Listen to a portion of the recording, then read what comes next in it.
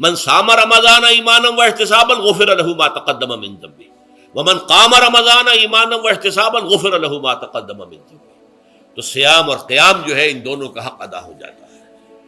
تو یہ ہے شہر رمضان الذی انزل فیہ القرآن ہدی للناس وبینات من الہدی والفرقان فمن شہد منکم الشہر فلیصم ومن کان مریضا او علی سفر فعدۃ من ایام اخر یرید اللہ بکم اليسر ولا یرید بکم العسر وَلِتُكْمِلُوا الْعِدَّةَ وَلِتُكَبِّرُوا اللَّهَ عَلَى مَا هَدَاكُمْ وَلَعَلَّكُمْ تَشْكُرُونَ. اب جو آخری لفظ ہے لَعَلَّكُمْ تَشْكُرُونَ، اب اس کی وضاحت سمجھیے. اور رمضان کے یہ دو پروگرام جب پیرلل ہو جائیں گے، جب دونوں کی پابندی کی جائے گی تو اس کا حاصل کیا ہے؟ اس بات کو سمجھنے کے لیے سب سے پہلے آپ اس کو سمجھیے کہ جسے ہم خود ہی کہہ رہے تھے، جسے ہم سیلف کہہ رہے تھے، اپنی انا کو مضبوط کرنا، سیلف کنٹرول، ایگو جو ہے وہ پوری طرح قابو یافتہ ہو اڈ اور لیبیڈو پر، اصل میں اس سے مراد کیا ہے؟ اس پر میں نے تفصیل سے بحث کی ہے عظمت صوم نامی اپنے کتابچے میں.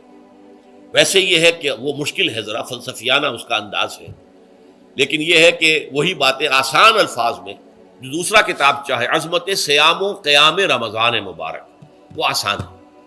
اگرچہ یہ دونوں بہت ہی محدود تعداد میں ہمارے پاس ہیں، لیکن یہ کہ میں نے ذکر کر دیا، جو حضرات لینا چاہیں وہ لے لیں. لیکن یہ ہے کہ اس میں اصل پس منظر کیا ہے. دیکھیے، ہمارا جو وجود ہے انسان کا، یہ کمپوزٹ ہے، مرکب ہے. ہمارے دو وجود ہیں جو جوڑ دیے گئے. کیسے جوڑ دیے گئے ہم نہیں جانتے، لیکن ہے دو وجود. ایک وجود حیوانی ہے، میں نے عرض کیا تھا پہلے ہی، ہر انسان ایک حیوان بھی ہے مکمل، سارے حیوانی تقاضے ہمارے اندر بھی ہیں. لیکن حیوان اور انسان میں بنیادی فرق یہ ہے کہ انسان کا جو اصل وجود ہے وہ روحانی ہے. اس روحانی وجود کی وجہ سے انسان کا وہ مقام ہوا کہ تمام فرشتوں کو اس کو سجدہ کرنے کا حکم دیا گیا. فَإِذَا سَوَّيْتُهُ وَنَفَخْتُ فِيهِ مِن رُوحِي فَقَعُوا لَهُ سَاجِدِينَ. فرشتوں سے کہہ دیا گیا تھا کہ میں ایک بشر پیدا کرنے والا ہوں مٹی سے. جب میں اسے پیدا کر لوں اور اس کی ناک پلک سنوار دوں، دو پلک درست کر دوں، تو پھر اس کے سامنے اور اس میں اپنی روح میں سے پھونک دوں تو گر پڑنا اس کے سامنے سجدے. حیوان انسان اور انسان روحانی، یہ دونوں مل کر اب آدم بنے ہیں.